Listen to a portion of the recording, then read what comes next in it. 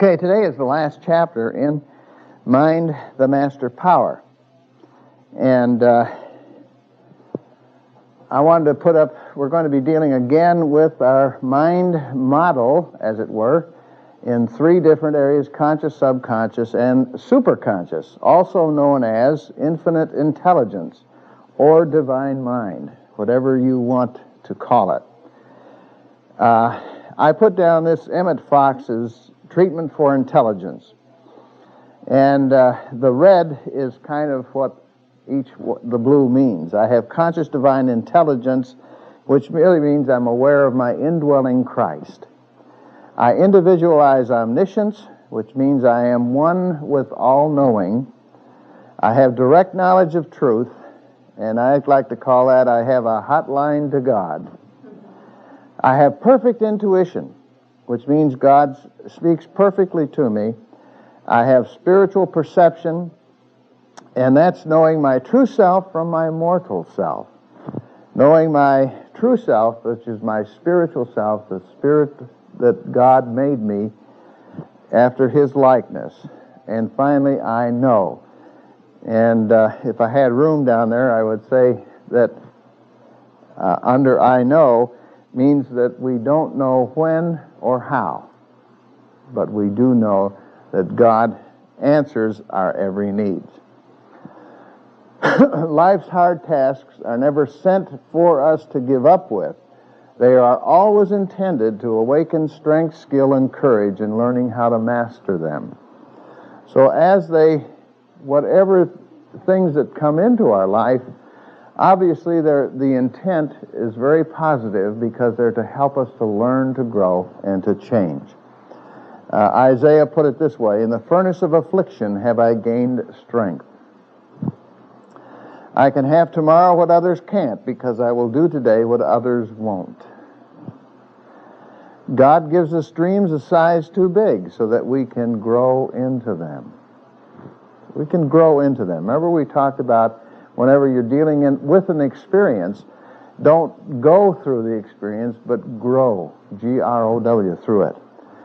It's just not true that nice guys finish last. Nice guys are winners before the game even starts. For many, life's longest mile is a stretch from dependence to independence. Okay?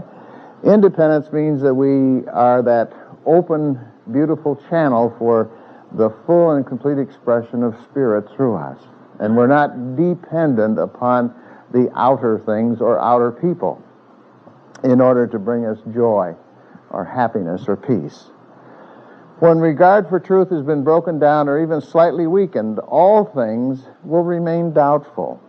I'm going to talk a little bit about that today. Never mistake knowledge for wisdom. One helps you make a living, the other helps you make a life. And people who wrestle with their conscience usually go for 2 falls out of 3. Right? I guess some of you have been there too, huh? Okay, the last chapter is on page 193. It's called If You Know It, Do It. Pretty good advice, isn't it? He says, in this chapter, we're going to expand on one of the most important verses in the 4 Gospels. Okay? And he says they contain the recorded words and teachings of Jesus. In the 13th chapter, the 17th verse of John, Jesus says, if you know these things, blessed are you if you do them. Not idle words, but if we know the truth, if we know, and when we say know, we're talking about knowing it, living it, then we will be able to walk through whatever circumstances life brings us so that we can gain strength, okay? And we can gain skills, and we can gain courage. And that's what these experiences are for. There's always, always, always a positive intent in any experience. See, the human part of us is always looking for the negative intent. We've been taught that way. We've been brought up that way. When any kind of an experience comes along that we don't like, we are taught that it's terrible and we should run away from it and all this sort of thing. Yet it has a very wonderful, loving, positive intent behind it to help us to learn, to grow, and to change. So Jesus says, if you know these things, blessed are you if you do them. If you let the truth of Jesus Christ begin to fill your whole consciousness. In other words, what we're talking about is beginning to live our life over on this side, more towards the superconscious, okay, rather than at the conscious level. He points out, this verse points to just that kind of mental log that may be holding up your forward progress toward more abundant, free, worry-free, lack-free living. So he calls it, when we're not using the truth that we know, it's like a log jam. You see, it becomes the barrier that we have, that we put up. Now, God doesn't put it up there, we put it up. A barrier to the full and complete expression of God's good through you. See, when we're over here and we're looking to the outer for our joy and peace and love and harmony and order, looking to other people to provide it for us, then we're not understanding that all of that is already within us. See, we have all of those attributes are already established within us. These are soul qualities, and a soul quality does not depend upon any outer thing to bring the joy to us, for example. It's already within. And even in the midst of calamity out in your life, you can experience this joy and this peace because it's already established within you. And as Jesus said, if you know these things, blessed are you if you do them, if you understand them, if you begin to live them. It is not easy when calamity is going all about you just to sit back and be still. As the psalmist says, be still and know that I am God. See, we're busy out here trying to change events, people, circumstances, and we're just muddling up the whole deal. And usually we have this tension and anxiety within us that's beginning to draw to us a like condition. And as long as we begin to fight and churn about, you see, we're not letting the beautiful presence of God take charge of the situation. We always think we can do a better job, or we always think that God isn't going to be around to help us. And so these are the barriers that we bring up in ourselves, and we do it ourselves. But we're the ones that can eliminate it as well. He said, recently a student complained to me, I have read truth literature for years, but I don't seem to grow spiritually. As a counselor, I hear that an awful lot. And it's a very common situation that many people find themselves faced with. I don't have the kind of faith that will remove a molehill, much less a mountain. Things never seem to work out for me. Sometimes I think I'm no better off than someone who never heard of truth. Do you see the affirmations there? Yes. Jadine? In one of Shirley MacLaine's early books, she said she was looking for herself and she'd never found God. And I thought in looking for God, I found myself. Beautiful. Yes. That's wonderful. It says, of course, this person revealed one reason for the lack of results in her first sentence. I have read truth literature for years. You do not get results from reading, but rather from practicing. Practicing. Truth is to be used, not stored. If you know these things, blessed are you if you do them.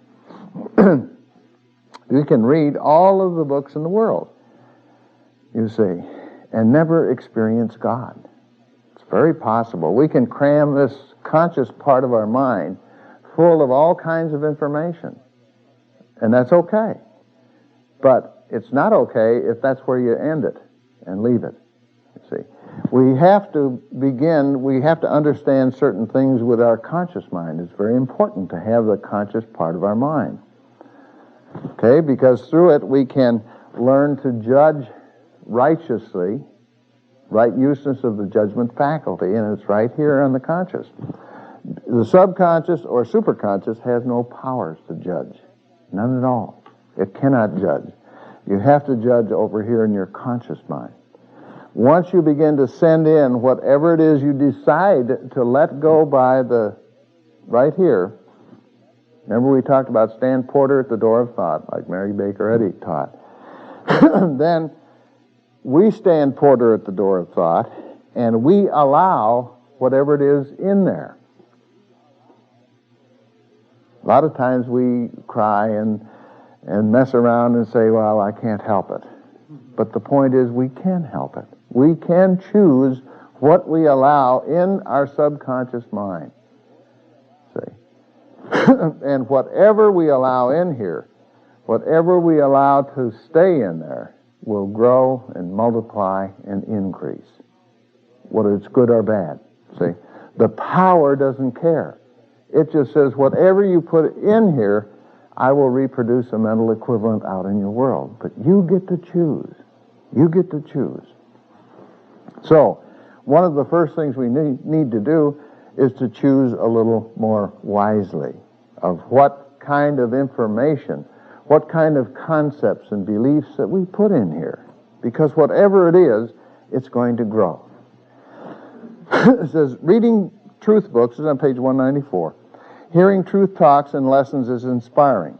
This activity appeals to the logic of the mind and gives religion a new depth of practicality. Now we're talking about over in the conscious mind now. We are inspired by the illustrations of persons who have surmounted all kinds of obstacles through using truth principles. Then we lay the book aside or turn off the radio or go home from the lecture and continue in our old ways of reacting to the situations and conditions of our personal lives. And this is so typical of the human part of us. We get inspired by tapes. In fact, all of us, I'm sure, listen to a lot of tapes. I know I do. Read a lot. But unless you do something with what you read and what you feel and what you experience, what good is it? It's wonderful to have all that information, but if we don't do something with it and don't use it in our lives to not only bless our own lives, but to bless the lives of everyone around us, that's the idea. To be that open channel, remember, to be an open channel for the full and complete expression of God's good, and it's all within you. You get to choose how much of it you want to let out. And you don't have to let out any of it. Well, if you embody it, your presence is going to be your conscience. That's right. Your consciousness is your thoughts and feelings. And you can open them up to the divine ideas of God, or you can open it up to the outer world and say, this is the reality. We can go the route, God is dead, and all that sort of thing. That's our choice. But there are consequences for the way that you think, the way that you believe. That's all. Some are terrific, wonderful consequences, and others aren't so good. Okay? But we get to choose. He says, but truth is to be used, not stored. Here's how to take truth principles out of storage and put them into action to find a new and exciting way of life. He says, discipline yourself to relate truth to every phase of your life. Take the truths that you know and use it in every phase of your life. What's a wonderful one that we could use? Be still and know that I am God. And when something happens in the outer that is of dire circumstances, what do? The first thing we do is throw that teaching out the window. I mean, who is going to get still? And yet that's the main thing that will bring us peace and will help us to solve whatever's going on, the problem. And yet it's the hardest thing to do. But yet we know it intellectually. See, we got it right here. We've read it, we've heard it, but are we using it? That's the point. Blessed are you if you use it. So it's one thing to have it up here. It's another thing to get it down here where we're living it, where we're using it, where we're blessing with it.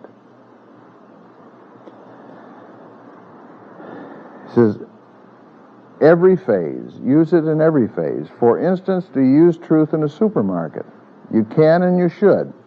What is so strange about infinite intelligence knowing which foods are right for you and your family and guiding you intuitively to choose them?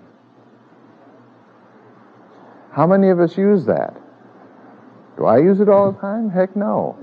I want to go to the good stuff. Right? Okay. You got the idea. But you can rely on this power within you, but it takes practice. See, it takes practice. You can rely on it because once you begin to open up to it, the divine ideas of truth which are right for you and your life will begin to come forth. And you'll begin to feel and experience what that message is. It does work. That's the wonderful, wonderful good news. It does work. But we have to work at it. We have to begin to practice this. It says, isn't it filled with a sequence of activities? And this is our life. We have these sequence of activities going on every day. Each one, when lifted from the sequence, may seem trivial, yet God can and will guide you concerning each one. We have this marvelous guidance from within. It is never wrong for us. It is always right for us. But we have to get in tune with it. And again, I say to you, it's just like a radio station. Excuse me. A radio station beams out a signal. But unless you turn into that signal, you're not even going to know it exists. You're not going to hear any messages from the station. None at all. And it's the same thing unless we tune in to God, to tune into this inner power that's within us, to the spiritual being that we are. We won't even know that it exists. See? We'll have it maybe right here. Oh, yes, I've heard about God. Yes, I know God exists. But do you experience it? Ralph Waldo Emerson said that we should have a first-hand and an immediate experience with God. See? And he was talking about all of the the rituals and forms that exist in so many religions. You have to bow down, you have to do this, you have to say your prayers just right and everything. And what he was saying is all of that just keeps you away from a first-hand and an immediate experience with God. God dwells within, nowhere else. Says, how do I know that the package of food I choose was actually the right and perfect one for us? We are dealing with a power that is invisible, silent, unable to be perceived by the 5 physical senses. But it is a very real power. In fact, one of the first decisions you must make when you determine to apply the principles of the science of successful living is to accept the premise that there is an invisible, silent power and presence active in the universe in us. So how do we contact this? If this power and presence is within us and we can't feel, touch, taste, smell, or hear it with our 5 physical senses, how in the world do we get in contact with it? Okay, with the mind. Any other way? What kind of mind? Open mind. All right. What kind of a word do we give to that?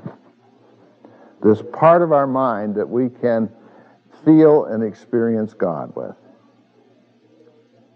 You know, no, that's one. But there's another name that science uses. It's called ISP. Remember? Intuitive Sensory Perception. We have this power of intuition. No, we call it ISP. Intuitive. Into it. With our right brain activity. It's a feeling nature. And it's just as real and powerful as any of the senses that we have. But it is also invisible.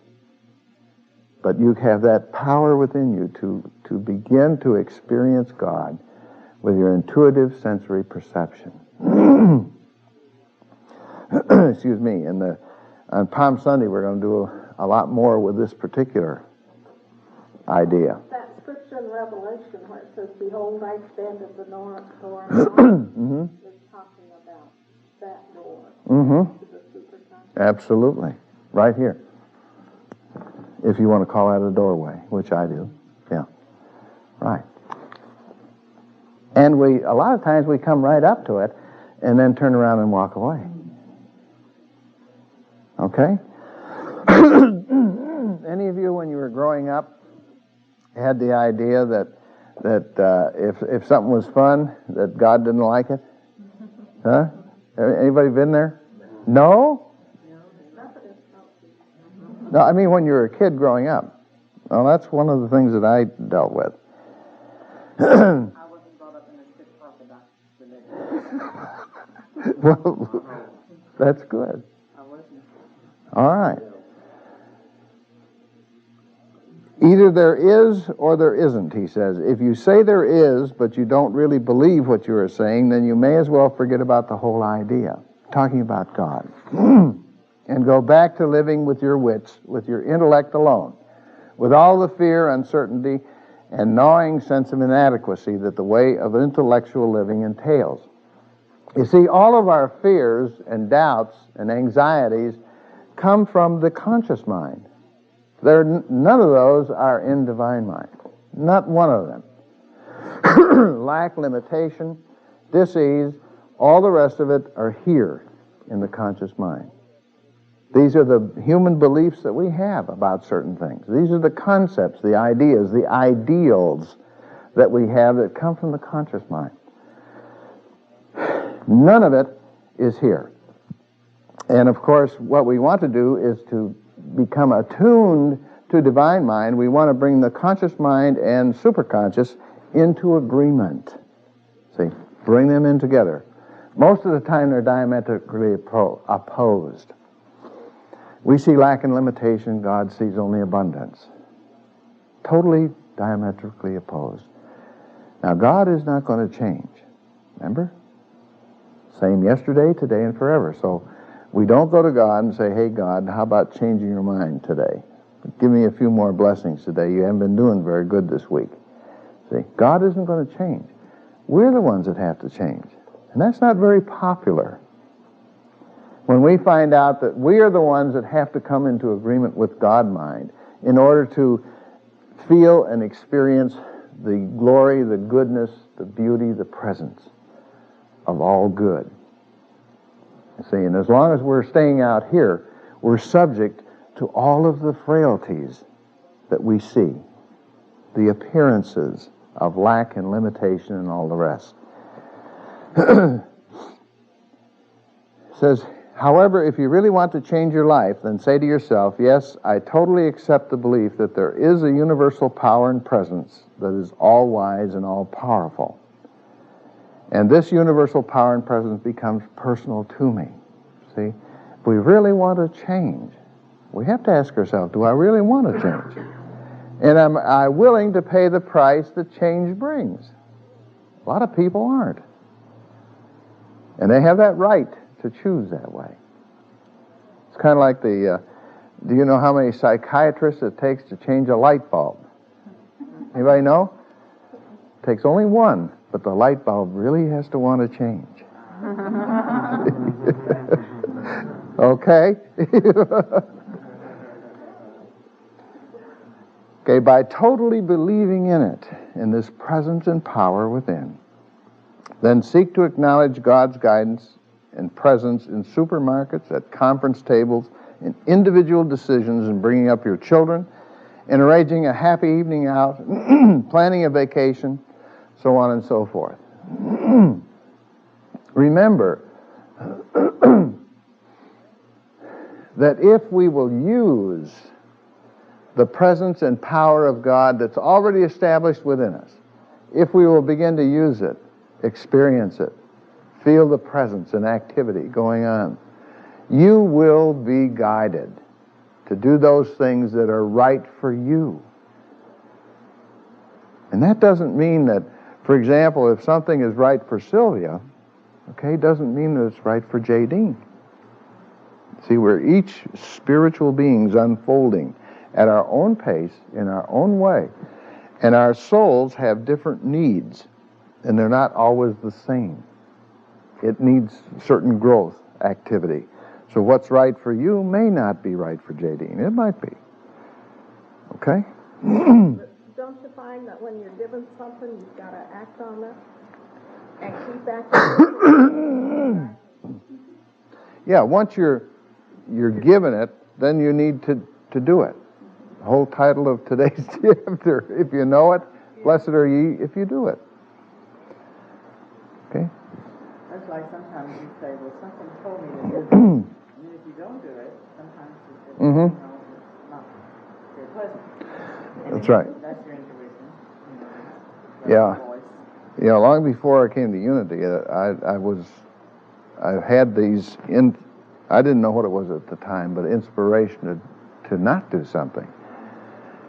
And I felt that it was really divine guidance, but I went ahead and did it anyway and got into all kinds of trouble. That happened to my mother. My nephew, my husband's nephew, was going off to the army. He was going to Lovesdale to see him off, and it was a day like this, and she was a little over the eye at the time. And anyway, she said something told her not to go. But she said, I thought maybe I might not see him again, So we went, and my husband let us on the car, and we walked across the sidewalk. She broke her hand. Yeah. So I think possibly that might not have happened Yeah. if she had listened and stayed home. So that's the problem with the human part of us, because many times we get inspiration to do something or not do something that doesn't really make a lot of sense in the outer. In other words, there's some outer things that are claiming attention. But the outer not seeing him, Yeah. without her Right. staying home. And the question is, how do you know if it's God? See, that's the real question. And my only answer to you is practice, practice, practice. I've gone through so many getting nose bloodied up experiences that I'm beginning to finally know when I'm getting inspiration to do something or not to do something. Still don't always follow it. See, I haven't learned totally yet. So every time that I don't follow what I know is coming through, I get in trouble. You begin to learn the nature of God. Oh, yeah. Obedient. Right. Okay. Excuse me. It says, more things will go right in your life than will go wrong. This is if you follow the intuition. Okay, follow the experience that you're getting. You will find less and less a drudgery and more a happy adventure of life. This is so true. So true. If you know it, blessed are you if you use it. It says on top of page 197, use your truth on the next challenge that comes your way with undaunted confidence. For each time you use the truth you presently understand, you grow in understanding. This is such a basic concept for us. You see, the more we use it, the more practice we get, the better it's going to be for your life and for those around you. And it takes practice to trust God. Because when things happen out here, we generally don't think first of trusting God. We're trying to figure out how to get out of this mess, or whatever the case may be. Okay? how to get healed or whatever. And usually we're not thinking in terms of God, unless it may be that we are blaspheming God and saying, God, why are you doing this to me? Or, what's the matter with you? Don't you love me anymore? That type of thing. It says, if only I had more time to devote to the study of truth. How many times have we said that? But my life keeps me so busy that there isn't enough time for reading and attending classes. If you are honest with yourself, you know that this is just a clever way that the personal ego has of rationalizing your procrastination about using truth on an hour-to-hour basis. Many people say, and I've heard this before, I don't have time to pray. Well, if you don't have time to pray, you don't have time for anything. Because praying is nothing more than coming in tune with the God self within you that has all of your answers, all of the guidance is within you. And if we don't have time to get in contact with that, then we're way over here dealing with the outer appearance world, and we're just going right by the reality that's within us. The power, the presence, the guidance, the intuition, the inspiration that comes from contacting God from within. Be still and know that I am God. How often do we miss that? Chuck? That's actually a course taught in medical school. At college, it's called time management. It's probably one of the better courses you can take. Okay. But they don't put it in a spiritual vein, do they? But that's right. That's what it is, taking time for the most important things first. Well, the reason, too, is that everybody gets to draw 24 hours out of the bank every day. Right. How you use that 24 Yeah, hours. exactly. Exactly. That's Jen? a tool. Pardon? A tool to use to help you plan times for Yeah. If you're not a planner or a goal-oriented person, it'll help you be that or show you how to do that. I know I have trouble with that myself. Taking time for prayer activity, being silent, being still, because there's so many demands from the outer world. Mm-hmm. And I have to really force myself and to think of what I'm doing. Because if I'm not in this consciousness of spending some time with God, my day will go all haywire. When I think I don't have time to do that, boy. You get up early in the morning and do it before you start the day. That's a big hard to do it 50 times. Well, that's what I'm doing now. Absolutely. And taking some time during the day.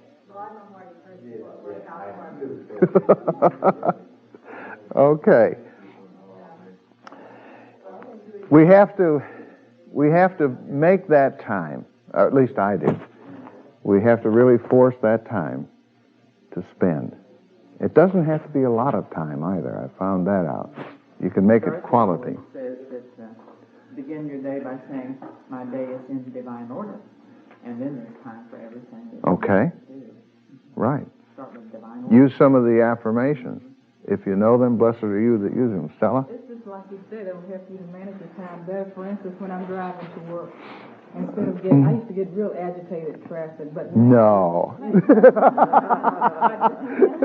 listen to tapes now, and that is time, actually. Oh, yeah. You don't just have to sit. You can coordinate that with other activities, and I do when I'm driving to work and on the way home as well. And I don't get as angry when somebody cuts in front of me on the freeway now. Right. It's just like Wayne Dyer said, the traffic doesn't care how fast you feel. Right. Sylvia, did you have One something? thing I found out that in the last few months, that when I was real troubled in the middle of the day, I'd go to, at lunchtime, I'd go over to this little chapel near our work, and I'd kind of meditate for an hour for my lunch hour, come back and feel good. Well, that was because I was already troubled.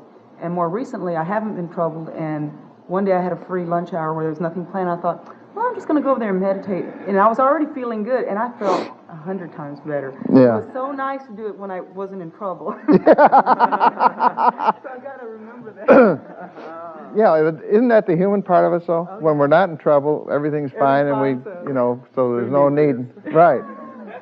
And yet those are the beautiful times in which we can gain further strength, inner strength. That's good. Thank you. I'll have to remember that myself. It says, you have some understanding of truth, or you wouldn't be making the statement that you wish you had time to study or read more. So use the understanding you presently have. Take those words of truth that you already know and begin to meditate on those, or begin to use them as affirmations. Okay? Begin to understand and feel what they mean to you. See, it's one thing to just say them and you're over here, but to say them and understand and feel and experience what they really mean to you. Be still and know that I am God. You know, the I am is our spiritual being that we are. And that's made in the image and after the likeness of God. So it's our God self. Be still and know that I am God. God dwells within us, not without. So we don't look for God anywhere other than within ourselves. Okay?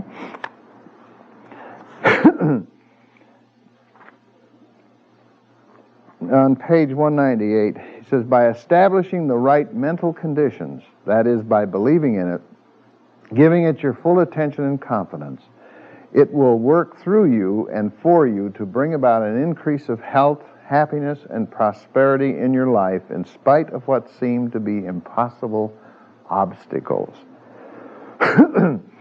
We have within us this great power. The power of the universe resides in every one of us. None of us are using it at our fullest potential. None of us. That includes Dr. Curtis and everybody else. We're not using it all. If we were, we probably would not be necessary for us to go through this human life experience. Because as you'll see next week, the whole reason for the world and our being here is for us to learn, to grow, and to change. It's the whole reason why this whole world is here. Is it gives us all a wonderful place in which we can, it's a school. You see, it's a school in life. And once we open up to this within ourselves, not just consciously, but I mean actually experience this inner power and presence. And we'll be on Palm Sunday, we'll be using some techniques in how to do that, how to experience this God self of us. Chuck? At least really a classroom in the school of life, heading towards where you're talking. Oh, yeah. How they force and how they It's like any school. We progress out of one grade into another, right? Okay. So many of you have seen these little cards, and I want you to take 2 or 3 of them this morning and really expect a miracle. And what is a miracle? It is the dissolving of the material picture and the revealing of the spiritual one.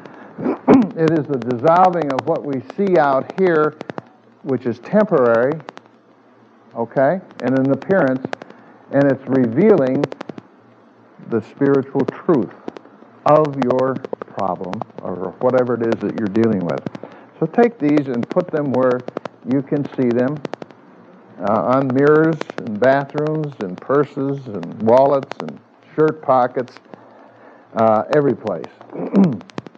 And just remind yourself that you have this miracle power within you.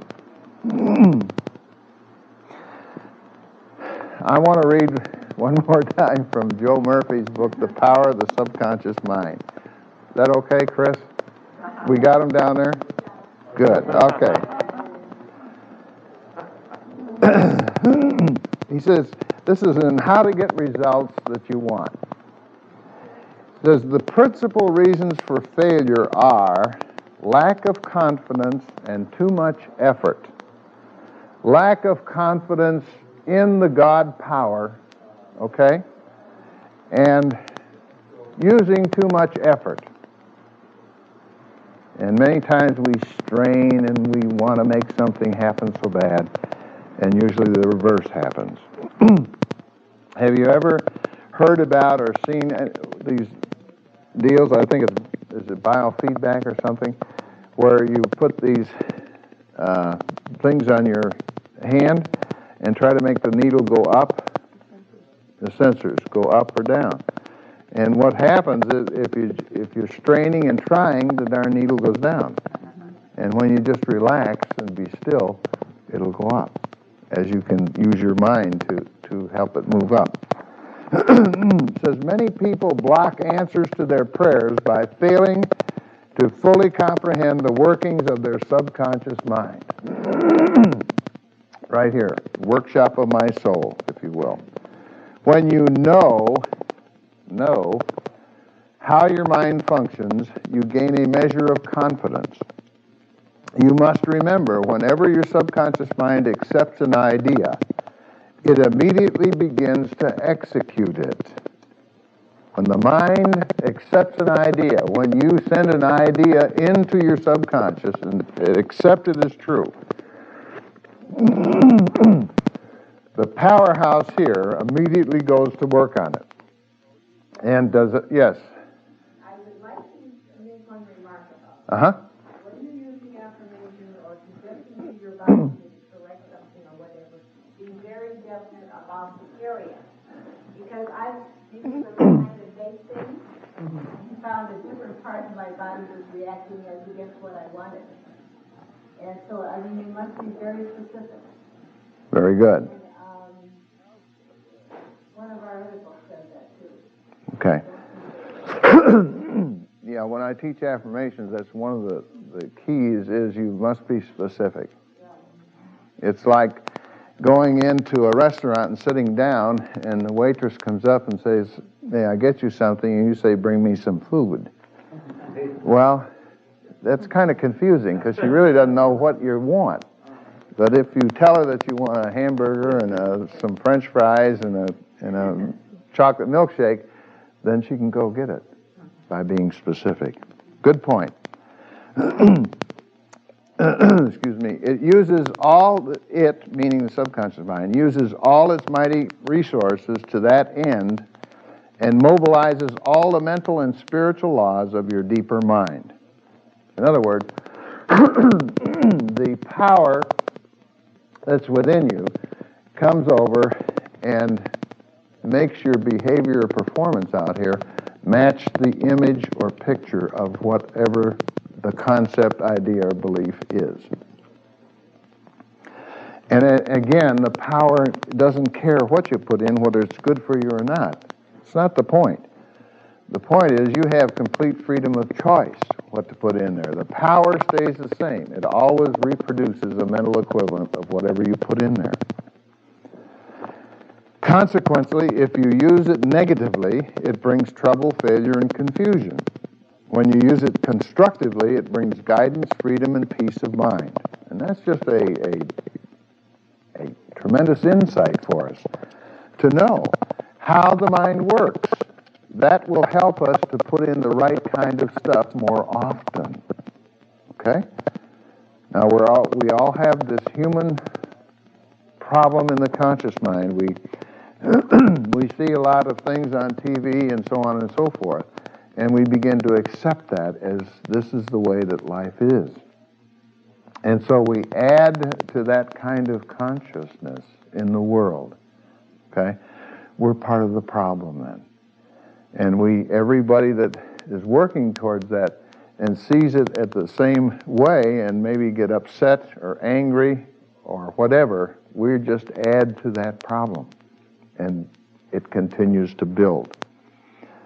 The right answer is inevitable when your thoughts are positive, constructive, and loving. So turn over your request with faith and confidence, and your subconscious will take over and answer for you. You will always fail to get results by trying to use mental coercion. Your subconscious mind does not respond to coercion. It responds to your faith or conscious mind acceptance. It's going back to that same idea, be still, and know that I am God.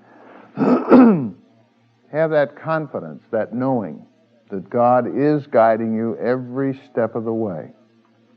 And a wonderful affirmation is, I am divinely guided each moment of the day and night into prosperous and abundant activity. And begin to know that. Not just mouth it, but actually know and experience and take a few moments just to feel the presence of God within you. And this is your source. Let's take a few moments just to do that every morning, every day, every evening, whatever time it is.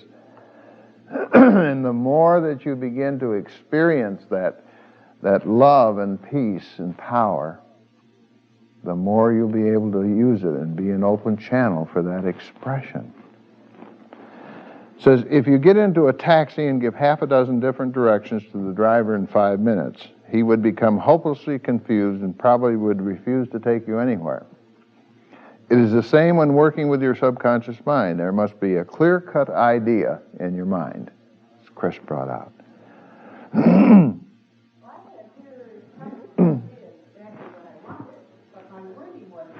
Right. Right. Confusing directions or something, right? It says, only the infinite intelligence within your subconscious knows the answer.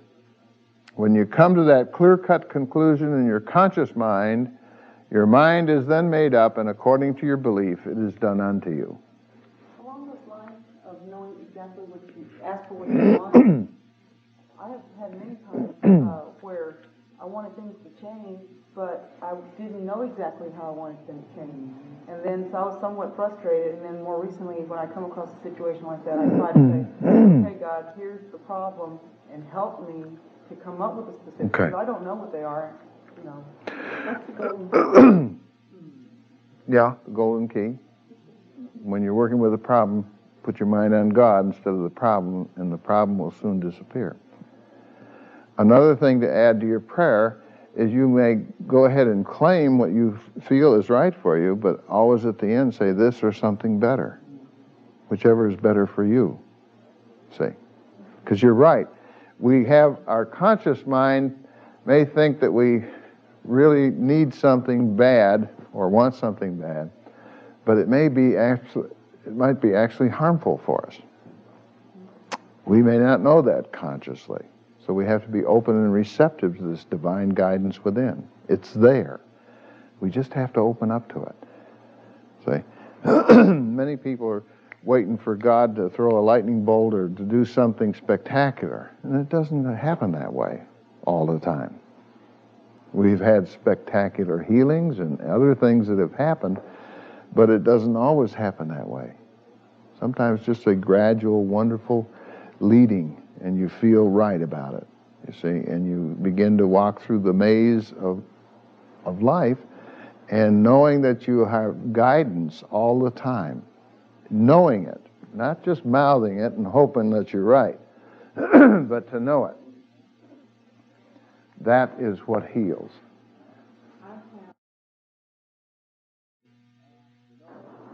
See, we know that up here. But when it comes a lot of times, we say, oh, no, not me. You know, I don't deserve it. I'm not worthy. You see? So what we're saying is we got it over here, we got it up here, but we sure don't have it down here. Does religion teach that? I don't really remember What?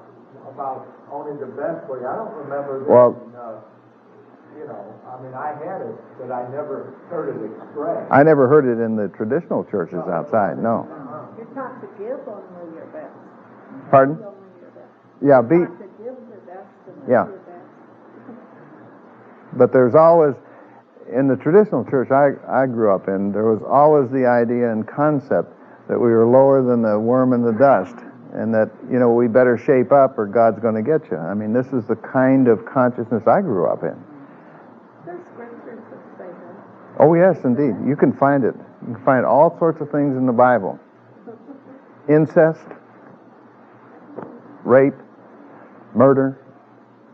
You can find God destroying whole cities. It's there. You see. That's why we read it metaphysically. Right. Okay. It says, similarly, your subconscious mind is the master mechanic, the all-wise one who knows ways and means of healing any organ of your body as well as your affairs. Decree health, and your subconscious will establish it, but relaxation is the key. Be still. And this is one of the great barriers that we have to work with in health, you see, is to be still and know that I'm God. Usually our mind is tremendously anxious about our condition, you see. That's the human part of us. It says easy does it. Do not be concerned with details and means, but know the end result. Get the feel of the happy solution to your problem, whether it be health, finances, or employment. In other words, begin to establish a consciousness of what it would be like to be totally abundant, totally healed, okay, or whatever. And begin to work from that point of consciousness and bring that feeling into the now. And this is not an easy thing to do. It's very, very difficult. Particularly when you're dealing with a very, very serious problem that is very apparent, okay? It's not easy to see the end result of total healing of pocketbook or whatever the case, body, and bring it into the now and begin to live from that basis, you see. It's not easy. These teachings are not easy at all, but they're extremely valuable and worthwhile. It says your new idea must be felt subjectively in a finished state, not the future, but is coming about in the now. Never try to compel the subconscious mind to accept your idea by exercising willpower. It's another error that we make. Such attempts are doomed to failure, and you get the opposite of what you pray for. When we put in that tension and pressure and anxiety in our prayers, oh God, please help me. Things are terrible. Never saw it so bad. I know I'm not worthy, but help me anyway. We get into these kind of consciousness things, and all we're doing is we're just adding tension and anxiety and pressure into the situation. It does not respond favorably to it. The following, he says, is a rather common experience. Students, when taking exams and reading through their papers, find that all their knowledge has suddenly deserted them. Anybody been there? Boy, I have. Their minds become appalling blanks, and they are unable to recall one relevant thought. The more they grit their teeth and summon the powers of the will, the further the answers seem to flee. But when they have left the examination room and the mental pressure relaxes, the answers they were seeking flow tantalizingly back into the minds. Trying to force themselves to remember was the cause of their failure. This is an example of the law of reversed effort, whereby you get the opposite of what you asked and prayed for. Isn't? Do well with that treatment for intelligence. Students do, yes. But again, we come to that same point, that same truth, that same idea and concept: be still and know that I am God. Mary? Just to know, when I was in college and had a big exam coming up, and I didn't feel like studying because I knew if I tried to cram it, I did it all. So instead, I'd make a new dress and do something that night before the exam, and wear that to the exam and do better on the exam because I felt good about myself and didn't even pressure myself into studying. Now, had I crammed, I probably would have I didn't know that I was studying what I was doing. And a lot of times in the cramming, we build up this tremendous pressure and anxiety, and we carry the thought, I'm never going to remember this. What an affirmation, isn't it? Okay, let's just take a moment for our sharing. And Father, we are so grateful for this beautiful opportunity that we have to become part of the beautiful circulation of God's good. And so we take this symbol of God's lavish abundance and we bless it. We put our blessings, the blessings of God through us.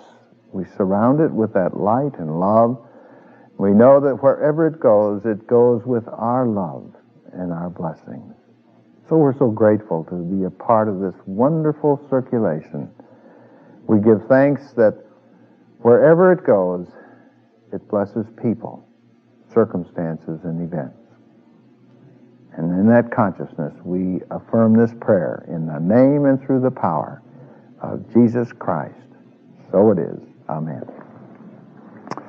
We'll pass it across, or whatever. Okay. John, you're talking about cramming for exams. When I was in college, I could never cram for an exam. I would always went in relaxed. Okay. I'd review my notes before the night before. I'd have a good night's sleep. I'd have a good breakfast, and I'd go in, and I'd do great. Yeah, you're supposed to go that way. See, most of the world doesn't do that. But I did that. It worked. It That worked. worked for me. Yeah. I remember some of my roommates in the rooming house and everything. They'd be cramming all night long. All day. Yeah. The best time in college, the best exams I ever did were the ones I didn't prepare for. Didn't cram for. And the ones I crammed for, I always had problems. Because the night before, I was always saying to myself, I'll never remember this stuff. And I sure didn't. Right. I wish I'd known it then, though.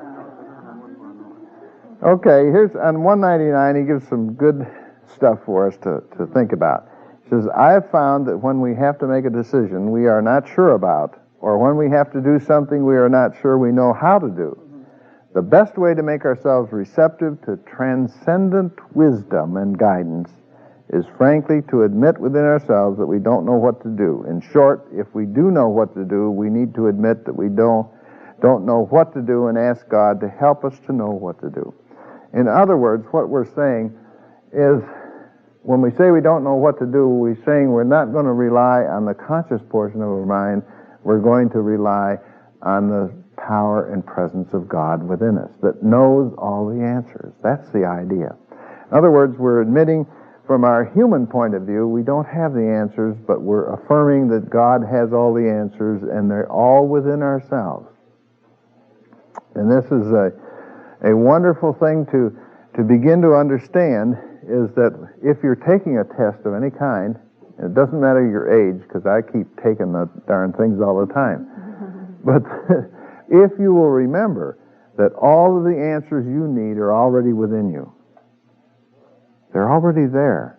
So boy, that should take a load off from you. It's already within you. And then just when you go into the exam, begin to let tension and anxiety go and begin to be a little still.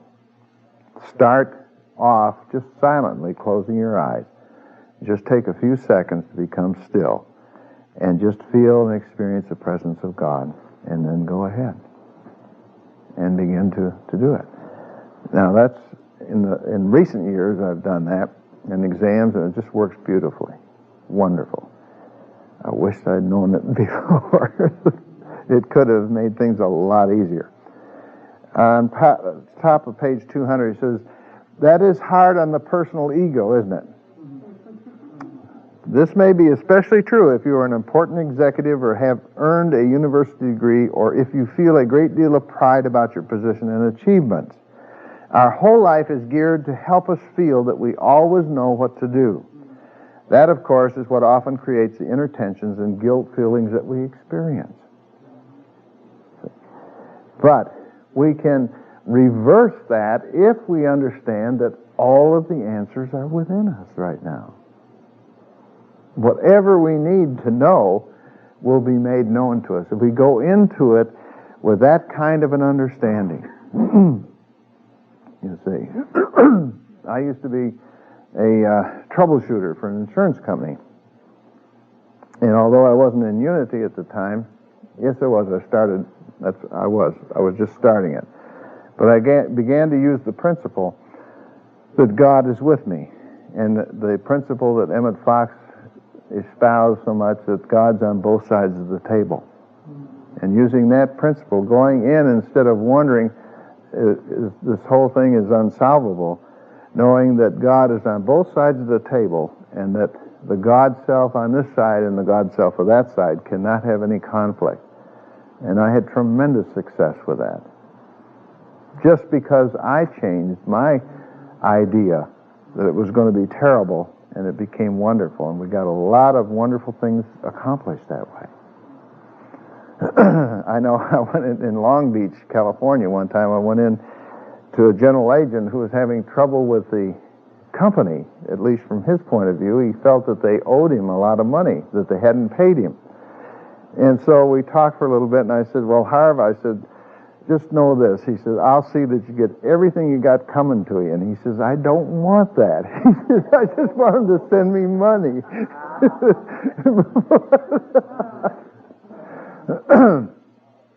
So I had to be careful how I phrased that a little bit. Get a little touchy about that. It says, but try it. Say, Father God, I don't know what I do. I empty my mind of figuring, wondering, worrying, jamming the circuits. Help me to know what to do. And that's exactly what we do, is we jam the circuits, we put up barriers to the full and complete expression, the flow of God's beautiful good for us. Yeah. I don't like that assuming I don't know what to do. Pardon? I don't like that I don't know what to do. I'd rather just offer everything to God and let Him give back what I need as I need it. I agree with it. And if that feels good to you, that's the way I'd handle it too. It all positive. Yeah. What he's talking about, this I don't know what to do, and that I don't particularly like that, but he's talking about it from the ego, the human ego point of view. But I like your idea. And use what you feel is right. Again, make that contact with the God self within and let that self tell you how to handle things, okay, or what to begin to affirm. Because it knows exactly what you need, what your soul needs for its growth, okay? And it's telling us. His ways are greater than ours. Oh, yeah. His thoughts are higher. Right. Right. If you know it, blessed are you if you use it. That's saying to all of us, you bet. It says, when you work with God and the spiritual forces of the universe, you will always come out on top. Great. And finally, on page 201, he says, God may employ many strategies to bring you through challenges. Many times you will be guided to do something that may bruise your ego, or that may even seem to oppose others. But if you stay close to your source, God, your spiritual parent, through prayer, you will know just what to do and when to do it. Again, go within, use your intuitive process, which we'll talk more about on Palm Sunday. The intuitive process of making a contact with this God self, with this God power within, and begin to learn to trust it. See, that's the total reason of all the problems we ever have, is we don't trust God enough. See, we want to get in there. We think we can do it much better. God's on vacation anyway. Do you work with your motives and ask yourself, what's my motive for doing this? Mm-hmm. A lot of times. Find out a lot about Yeah. yourself. Yeah, sure. I found out some things I didn't like, too. Bruised my ego. Then you have a guideline which way you go. That's right. Absolutely. Yeah. When J.D. was saying that I don't know what to do, you don't like that. Well, look down at the bottom of the page. In meditation and prayer, you need to acknowledge the problem and admit that your finite mind does not know how to. Yeah. The finite mind. Right.